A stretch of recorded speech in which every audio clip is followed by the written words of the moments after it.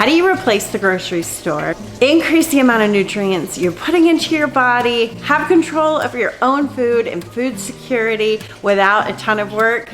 In this video, I'm gonna show you a day in the life with the towers where I'm cleaning a tower, I'm getting a tower set up, and I'm planting some new seeds just to show you how simple it can be to grow your own food and take back control of the things that you're putting in your body. At the grocery store, we know the nutrients of greens especially and lots of produce die off very quickly. The toxic load of things that are going into the foods these days is really, really high, and this allows us to step away from that system, have more control over our food. We don't even have to eat as many of these things when we're growing them because they have so many nutrients in them that a little bit also goes a really long way. A handful of greens in my children's smoothie makes a huge impact on their health because these nutrients are intact. They're going from the tower into our bodies within minutes, which just gives us all those beautiful enzymes that raw foods have that are so important for overall health and wellness. So join me in this video as we have a little day in the life, and I'm going to show you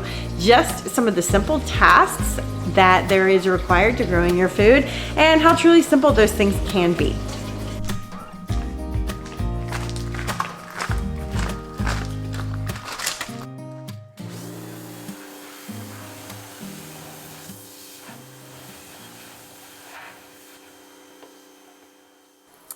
So I have mentioned before, there's a couple of different ways to clean a tower. You can just hose them off and use a scrub brush.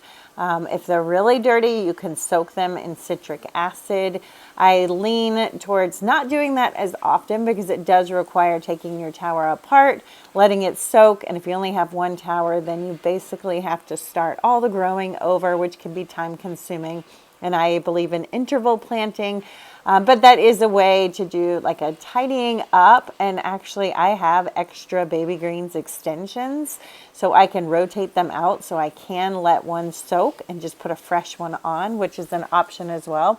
But then my favorite way too on warm days is to just take out my little electric power washer and give everything a good blasting. It does a great job of cleaning up the majority. I would say if you can soak them in citric acid and then use a pressure washer, you can get them back to brand new looking.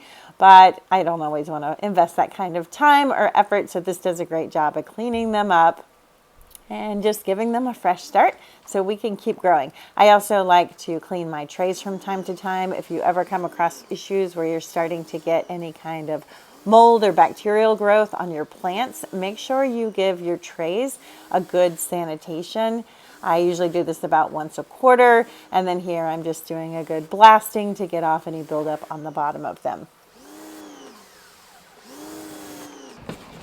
Hey friends, we're gonna get some seeds started. These are fall crop seeds, and these plants will go directly outside. So I currently have what I believe is kohlrabi starts ready to go in. I think that's what they are because there's 2 per rock wool, and I tend to do my kohlrabi 2 per rock wool. Sometimes with brassicas, it's hard to tell what they are because they all look the same until a certain point. But I'm gonna get those started. I wanna get some more baby cauliflower started, and I'm gonna experiment with doing 3 seeds per rock wool with those and have them grow outside. We're gonna do our regular broccoli, our regular cauliflower, bok choys, cabbages, all of that needs to get started. I'm actually a little behind, and outside as quick as possible. I also have tons of baby greens. I got a little carried away with the baby greens, so I need to address that as well today. So let's see, I cleaned out some seeds in the last video with you guys and organized my seeds, and I pulled out some things that I wanted to start just to go ahead and use them up. Kalima beans, those are green beans. I pulled out some pelleted lettuce seeds. Pelleted seeds do not last as long as standard seeds, and these are already a couple of years old, so I'm going to heavily seed these and try and use them up. Artichoke, I'm gonna see if I can grow artichokes in my towers this year. Just some old baby greens I want to use up. I'll do those next time because I am swimming in baby greens right now. Let's see, what is this? That's for the garden. I don't have any Mizuna mustards, so I'm gonna do those. So let's go through these pelleted leaves. We're gonna wait on the peppers. We have a little time for peppers. I'm gonna get started on this giant basil. These are some turnips and some Emiko cabbage. So we're gonna use those up. Actually, I'm gonna wait on the basil. I only have so many trays right now until this is patio baby eggplant. We do need to be getting our eggplants and peppers started too.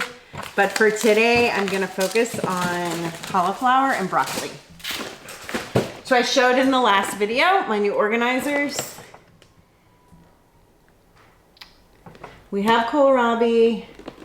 So we need to do cabbage, broccoli, cauliflower. Those and spinach. Those are my main priorities right now.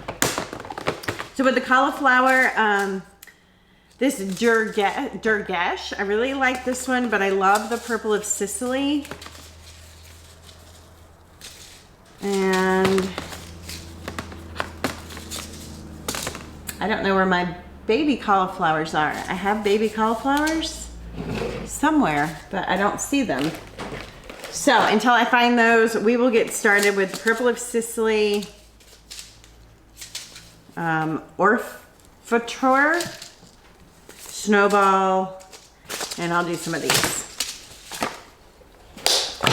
I like this because I can just leave these out until and these are kind of my working bins. This is cabbage and lettuce. I actually need a whole nother organizer if I want to do all of them. Broccoli, Romanesca broccoli, my absolute favorite. I do want to do some Brussels sprouts this year. This is a blue ribbon hybrid. Let's try that one. And then I'm going to do this early purple sprouting. Just because these are going to be more like broccolini. It's going to give you broccoli really fast. And more Romanesca. I don't know, some of these seeds may be old. I think I'm going to just do a really good job at labeling my seeds so that I know to thin them. Let's do this Waltham broccoli too. So we can just make sure that we don't get more than one broccoli plant. And I don't have to label everything. What I'm gonna do is multi-seed them under brassica, under broccoli and cauliflower. I'll just label the container and then I'll know to thin them to one. So we're gonna do this purple and green cabbage. We're gonna do the early Jersey. I'm gonna do this market green, just because I have a lot of those. I'm gonna do this purple cabbage. This is a Calibos. It's a cone shape. I'm gonna do this gigantic Sapporo Giant. These are my Emiko cabbages. I love them. My favorite, Fildocrat. That's another like cone cabbage. Early Jersey, we have those. And Savoy. All right, I need more towers. I want every one of these and I want multi of them. So I'm gonna get these started. We're gonna do an early crop. And then as it gets too hot, we can't have these. So I wanna go ahead and get as much as possible. But I will start seeds now and I will start them again in 2 weeks. And I will do that probably 3 or 4 times so that I have an interval of cabbages and broccolis. And the reason being, I'm gonna start these artichokes too. The reason being, we're in a milder climate, so I can push it into later in the season. If you're in a super hot region, you may only be able to, you should have already started these by now. If you're in a hot region, you should have probably started them in like February. And then you could start them again in March. And that kind of gives you an interval. And with that, sometimes I'll get people say, why can't my plants do this or that? And you really have to know your region and your environment too. I couldn't grow cucumbers and squash in December this year like I have been able to in the past because we had a really hard time regulating the temperature in this garage. It was getting super, super cold on some nights and then it would be warm the next day. And so it was getting really hot and cold in here and it just totally mutilated my chances of growing cucumbers indoors. They're doing amazing now because the climate has balanced out a little bit and we're not going back and forth in those extremes. So you do need to get a growing, some knowledge about your zone, or I don't even know zone, because zone doesn't really apply to vegetables. Just get some information about planting in your area so that you know if you're not getting cucumbers, it could be that you're not growing them at the right time for your area, because your area is going to be very different than mine. So it's important we know that information. And then same within the house. I just decided in November, December, like I'm not going to waste my grow ports on these cucumbers because I can't keep this environment stable enough for a difficult plant, a finicky plant. If I grew them in my house, they probably would have done amazing because that environment is suitable to cucumbers. So I just took them out and grew something that can tolerate that kind of weather up and down, like a bok choy, kales, greens, Swiss chard, anything like that, because I would rather be getting food off my tower than continuing to try and force something outside of its will that's really not going to work out. Anyway, the plant isn't going to survive if it's not given the right environment. So I just say that to, like, if you see someone who could grow cauliflower in their house with success and you can't, it could very well be environments. Our home environments, the way we keep airflow, temperatures, all of that does make a difference in what we can grow. And it's best to figure out the things, and this is mainly indoors. Outside, you can grow anything that grows in your region, and the towers just do such a great job at making the plants that grow in your region during the right season thrive to the fullest ability, which is why I love them.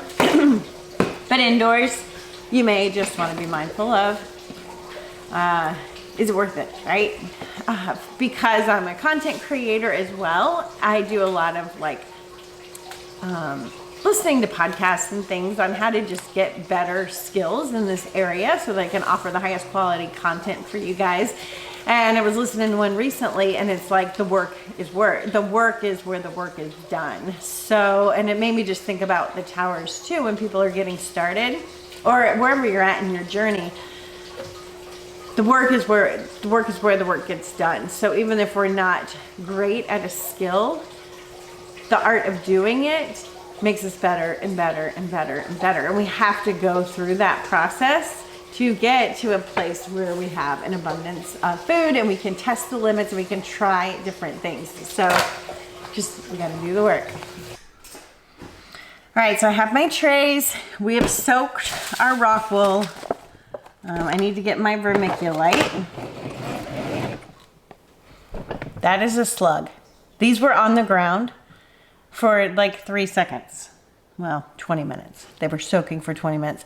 A slug found its way. So slugs used to pulverize my greens, and it's so gross when you serve up a salad and you find a slug in it. There's a gardener YouTuber that I love, and she always says real food comes dirty. Not Tower Garden food, which is awesome because actually I don't like dirty food. I do not like slugs in my food. And the reason slugs don't mess with the towers is they can't climb that high, especially as the temperatures warm up. I keep my towers off the ground. So if you want to put them out in a yard space, I recommend, or like sometimes I like the idea of them landscaped into like flower beds.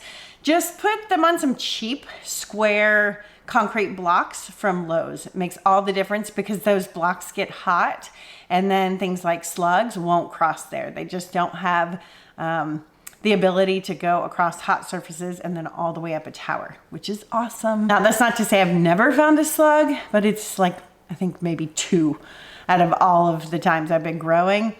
And that was when it just happened to be, we live in the rainforest, a temperate rainforest, and it just happened to rain for a long, long time. Way too much rain, way too much water. Okay, so these are some Emiko cabbages. And we're gonna do 2 per rock wool. I like to do 2 per rock wool, and I grow them in the baby greens extension. That was 3.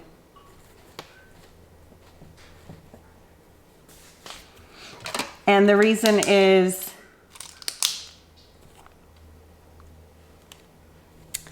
they grow great 2 side by side. And in the baby greens extension kit, they grow great. And they tend to stay a little bit smaller, which I like because I can just come out and harvest one while the other one's growing and get some quick food on the table. I don't necessarily, I am growing a giant cabbage mostly because I just want to see what it does. I don't mind smaller food because then I'm not storing it in the fridge. I'm actually harvesting it and we're eating the whole thing. And 2 is the equivalent of 1 big one, but they grow faster. So I'm cutting down my time by getting 2, which is the same amount of food as 1 big one. And then this one, I only have 1 seed left, so we'll do 1. Okay, so I have 6 rows of those. No, 9 rows of those. Let's pair that with, we want everything that's gonna sprout at the same rate.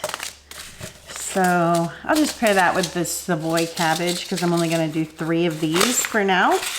And again, I'm going to be doing more seeds weekly so that we have a succession harvest of this stuff.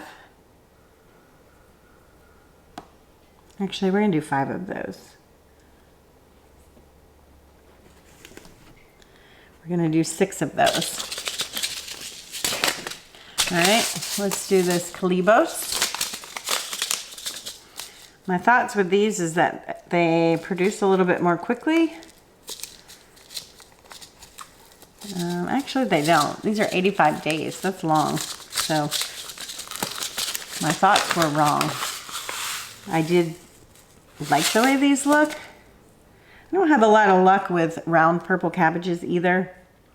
So I really wanted to branch out and maybe see if this variety grows a little bit better than some of the ones I've tried in the past. So we're gonna go ahead and do 9 of these.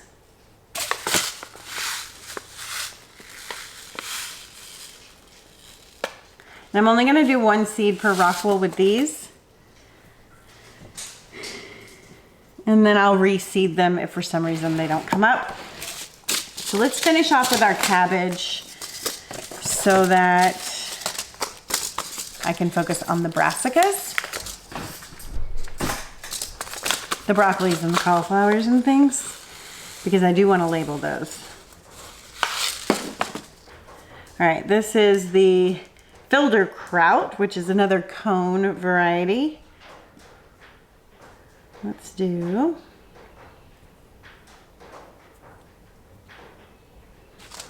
six of those. Our gigantic cabbage. I don't know if this will, I don't know what it'll do. We're gonna do 2 of them.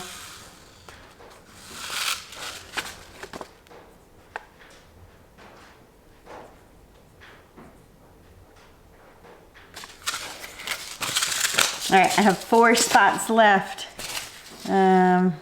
Let's do our early Jersey. Actually, I'm probably gonna have to do another tray for cabbages. 1, 2, 3, 4. Okay.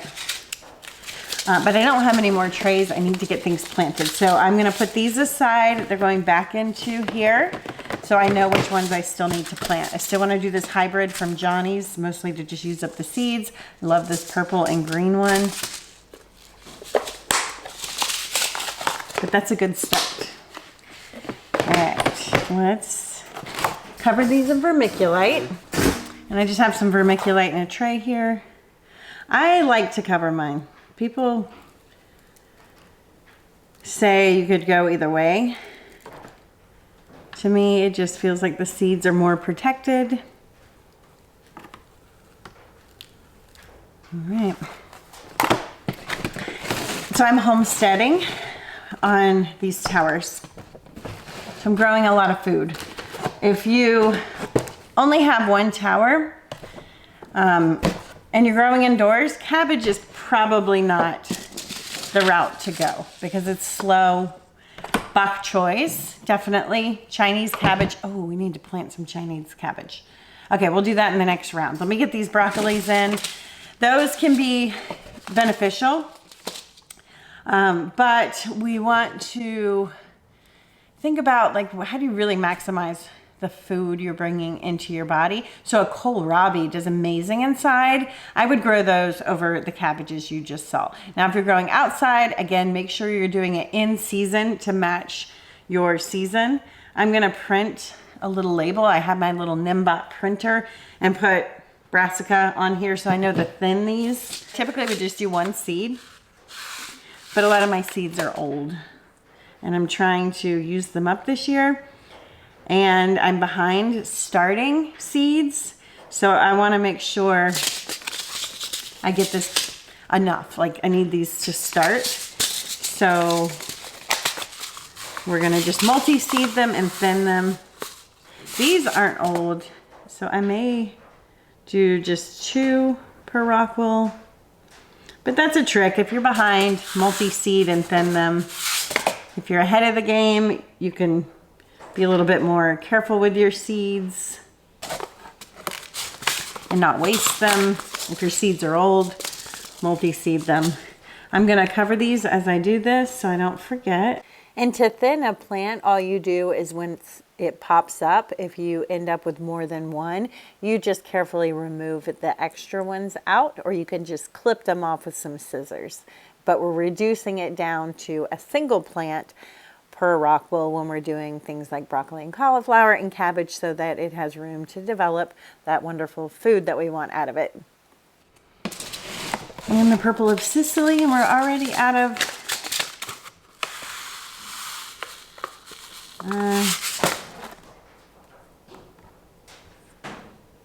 rock wool. So I'm gonna have to plant a tower out and get us some more space. Brassicas. All right, I just wrote thin brassicas. And I'm gonna print 3 of those.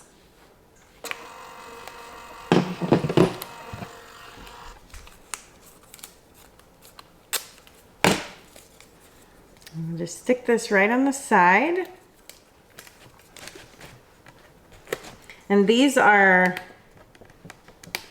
I put it upside down, but we know what it means. These are waterproof, which is awesome. So they're gonna stick even though there's water on the sides. So I have my label. We're gonna put domes on these and put them on our grow station. And let's go finish planting out cleaning this tower. I pressure washed my home tower. I had originally said I was gonna leave that one in here, but right now I want to get all of these baby greens. I have so many baby greens. It's out of control. I don't know what I was doing. I got a little baby green happy.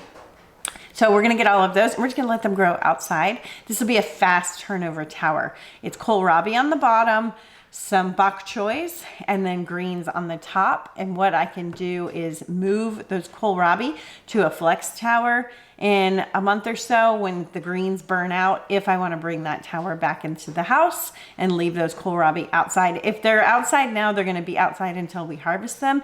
They will grow faster outside than they will inside. So my hope is that this is just a fast turnover tower. And then next round, these will go in 2 weeks and another flex, and we're just gonna roll right into the gardening season. I'm so excited. I have raised beds to set up. Not excited about that. The work of that overwhelms me. I've shared that in the past that I like simple, sustainable systems that grow in small spaces and are easy to manage. But there is work when you're first getting started, and sometimes we gotta pressure wash the tower. So this weekend, I will start getting the raised bed set up, but it's growing season. It's time, guys. So grab your towers if you don't have them already, and definitely get your seeds started, and let's have an amazing growing season. So let's head out, plant this tower out.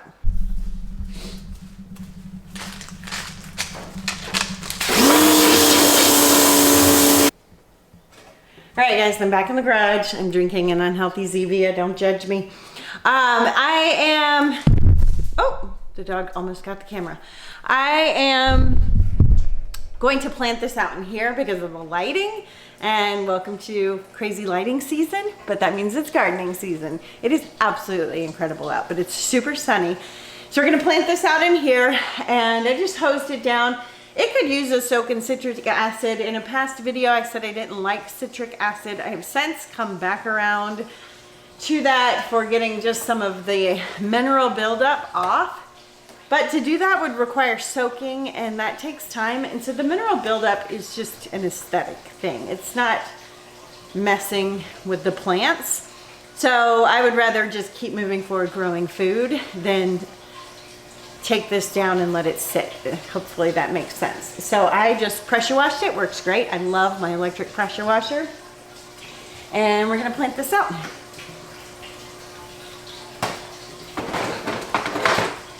I don't know if I mentioned this. When I'm fasting, I will do the Zevia. I should just drink water, but you know, I recycle all of these. I am doing things that won't damage them. I can get kohlrabi roots out of these, so it doesn't matter if I use newer ones. I've mentioned before, if you're gonna grow peppers or tomatoes, use your old ones that are about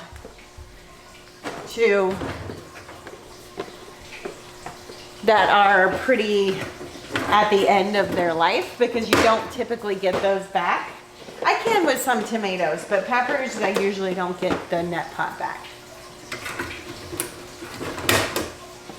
You can also use clips. Clips are really good for lettuce and short season things, but I think today we'll just use the net pots.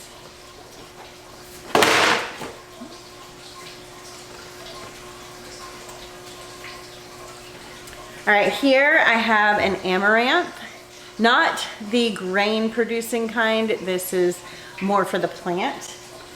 You eat the stalks. It's a really cool plant. And I'm pretty sure these are kohlrabi because I have 2 per rock wool, and that's typically how I do my kohlrabi. Now we might be pleasantly surprised at this being something completely different. I can't tell until they get their true leaves what they are, because brassicas all look the same. But there's some sort of brassica. They're not cauliflower or broccoli, I don't think. I don't think I started any of those. So they're either a kale, collard, or I'm pretty sure they are kohlrabi.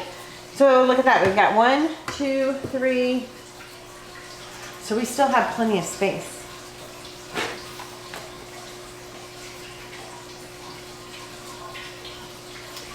So next I'm going to get in these Purple Lady bok choys. These grow really well up here, and sometimes I like my baby greens in a regular grow port, or my lettuce. They do get bigger and better. When you cram them into the baby greens section, they tend to stay a little smaller and can have more issues. But I also don't like to give things like that regular grow ports because it eliminates bigger things I can get. So it's sort of a balancing act there. But I do have some big lettuce that I want to get full size, so I'm going to put those there. And these Purple Lady bok choys do amazing at the top of the tower. With your towers outside, anything at the top is like the shining star. So I have some more of that amaranth. Not big enough yet.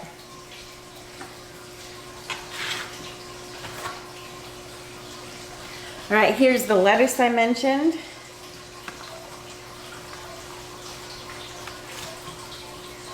Get these here. I could use clips for these, but I'm not. It's too late. And again, the higher your lettuce, the bigger it'll be. So we're gonna put the lettuce kind of here in these upper grow ports.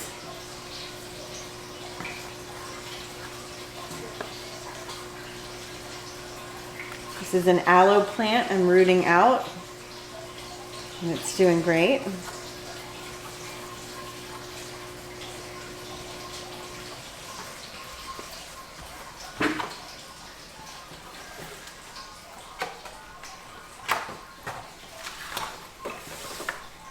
I mean, look at these guys. Don't be afraid to allow your food to get really big on your baby greens, on your nursery, under your germinator, whatever you're using. they can get like this. This is so much growth. These, I'll be eating off of these, some of them probably in a week because they're so big. Oh my gosh, they smell so good. This is arugula. And we're gonna do, arugula is really hardy, so I'll do it right here. Let's see if we have enough to go all the way around. It's one of my favorite foods. Arugula and mizuna mustards. So I'm probably gonna start more seeds today of these. Okay, we have one spot. Is there more arugula? Nope. Okay. Now we have another grow tray we can start seeds in. And we're just gonna continue this theme. Let's put these right here. So they are towards the top and get lots of sun. I'm gonna alternate them so they have more space.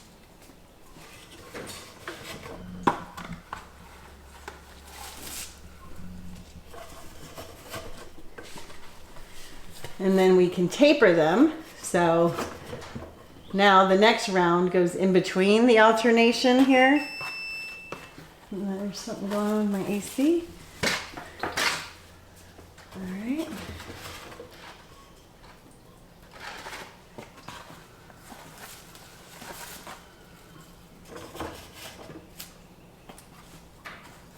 And this is where the tasks of Tower Garden are just so incredible because I don't have to bend over. I'm not having to dig in the soil and get dirty.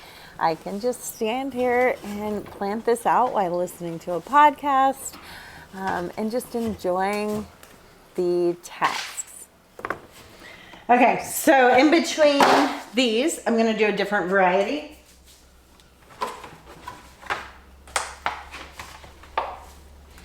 And the reason is this is a soft leaf lettuce. And people ask, like, how do you get crunchy lettuce? You have to plant crunchy lettuce. This is a little bit crunchier version, and it grows a little more upright, where these grow super bushy. So we're gonna put these in between here. These are warm. Oh, that one didn't make it. Get some way up here at the top. Those are gonna do amazing. And baby greens always look droopy like this. Just give them time. I'll show you what they look like after you give them a week. After you give them a few days, that totally changes.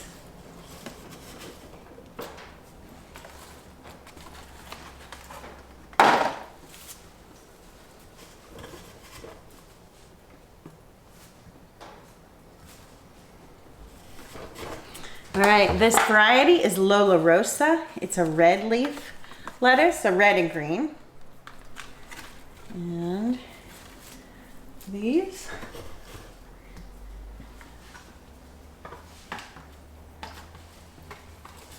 And this tower is a home tower with a baby greens extension kit on it. So I have 64 grow ports I can grow on. And I always feel like there's not enough room on the tower to grow a lot of food. And then I go back and edit these videos and just realize the incredible abundance you can fit on a single tower. And these both ended up really small. So I'm just gonna combine them.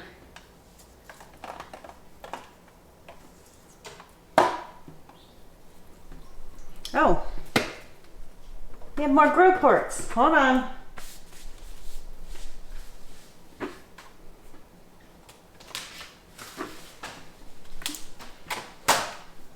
Okay, here's what we have left. We have more baby greens, more arugula, and cilantro. So I'm gonna, whoa, I'm making a mess today. Let's finish off this arugula. These are a little bit smaller. When you have smaller things, I pull them out. I don't push them deep into the grow port. I let them sit a little higher, and that seems to help them not get so waterlogged. Since they are definitely younger, some of these were super shaded out. which is fine. They'll be fine in a couple of days, especially in this warm, beautiful sun. These things are gonna grow lightning speed. Okay, my memory card ran out, so I didn't get to show you everything, but I got all the arugula in, and there were a couple of cilantros that were just one cilantro had sprouted, so I combined those, and I put some up here in the baby greens section, and a couple down here. I found one random brassica of some sort. I have no idea what it is. We've got our amaranth, and we're ready to get this tower outside. Fill her up with water, and she's ready to go.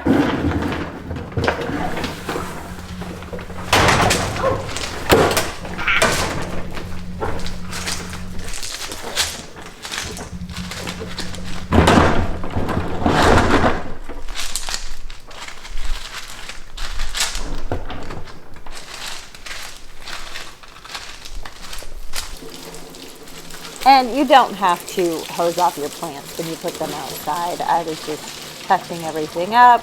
I don't even really know why I hosed these off when I went back and watched this video. But we just get them set up and we're gonna fill up our tank.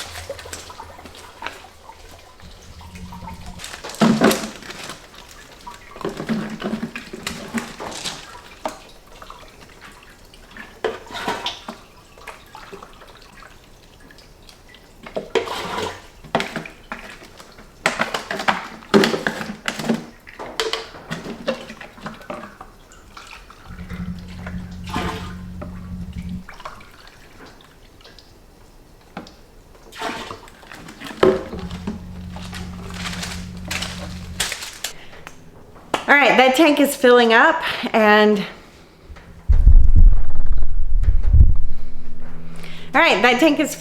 I gave it its nutrients and it's ready to go. I just need to put a top on it because I had taken some lights off of this one. And I'm not really worried about where my towers go. You can set these up in a way that's aesthetically pleasing. We live in the middle of the woods. I do like my stuff to look beautiful, but more so the plants on the tower. So I'm just gonna leave it right here. This is where I grow a lot of our food, in this empty space in our driveway. I'm gonna be doing my winter squash and pumpkins and all of that on the other side of the driveway with the trellis this year. So I'll show you guys that as we get closer to that season. And that's it. This tower is ready to go, growing 64 plants. 64 nutrient dense, picked at their peak plants with such little effort. It just blows my mind.